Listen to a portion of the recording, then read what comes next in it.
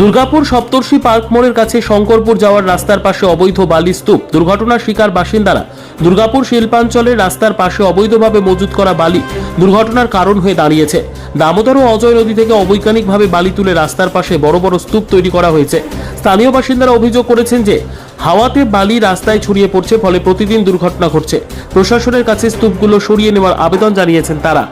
যখন তখন যে কোনো মুহূর্তে দুর্ঘটনা ঘটে যেতে পারে, রাস্তার উপর বালি থেকে রাত্রিবেলা বিশেষ করে অসুবিধা হতে পারে। যারা তারা হাই স্পিডে, রাস্তাটা এখন বড় রাস্তা হয়ে যখন তখন অ্যাক্সিডেন্ট হয়ে যেতে পারে।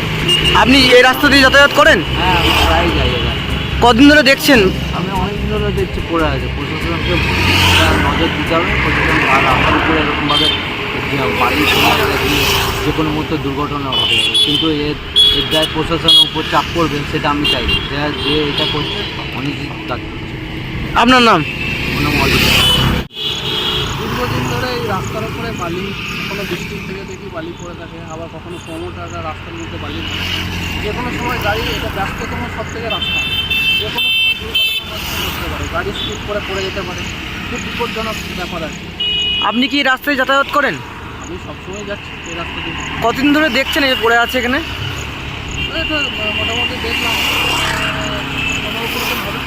আচ্ছা, কি চাইছেন আপনি বা আপনারা? যাতে করে একটা ব্যবস্থা না হয় খুব তাড়াতাড়ি। আপনার নাম? আমার নাম বিশ্বজিৎ নাহার। আপনি কতদিন ধরে দেখছেন?